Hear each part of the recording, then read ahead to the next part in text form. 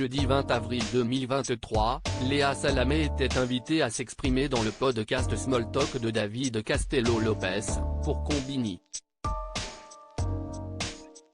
L'animatrice de télévision et de radio est notamment revenue, sans filtre, sur son adolescence quelque peu agitée face à ses parents. Jeudi 20 avril 2023, Léa Salamé s'est prêtée au jeu des confessions personnelles face à David Castello-Lopez sur Combini. C'est au sein de son format podcast intitulé Small Talk que le journaliste, humoriste ou encore vidéaste, a réussi à soutirer quelques informations étonnantes auprès de la présentatrice de Quelle époque, sur France 2.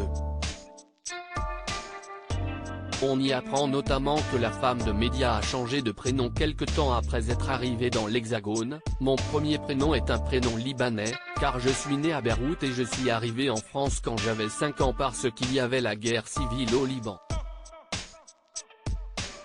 Et donc à l'origine, mon prénom c'est Allah, explique-t-elle dans un premier temps. Mes parents se faisaient convoquer tous les 2 mois. Léa Salamé poursuit ensuite sur le sujet. Allah en français, on ne prononce pas le H et quand je suis arrivé à l'école à Paris, on se moquait de moi, on se moquait de mon prénom. On me disait Allahu Akbar, tes parents t'ont appelé Dieu. Ça me heurtait énormément. J'ai demandé à ma mère d'inscrire Léa Allah à l'école.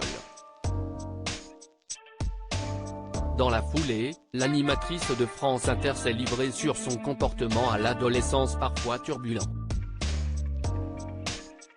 Je suis resté à Franklin, chez les Jésuites, de la 6e à la 3e, avant de me faire virer pour indiscipline. On avait fait un cahier où on se moquait des profs, où on disait des trucs sexuels que l'on ne comprenait même pas à 13 ans, explique-t-elle notamment.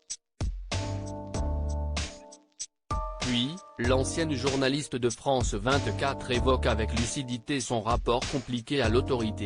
D'abord, j'avais du mal avec l'autorité. Ensuite, j'ai découvert les garçons et donc il fallait absolument plaire aux garçons, explique-t-elle. Mes parents se faisaient convoquer tous les 2 mois, on leur disait, elle a encore dit. Elle bavarde en classe, elle dit des conneries, elle sèche. J'ai vraiment fait vivre l'horreur à mes parents. J'attendais qu'ils dorment et je fuyais par la porte de service pour aller faire la fête. J'ai fait les pires horreurs. Ils ont pété les plombs avec moi. Des confessions étonnantes.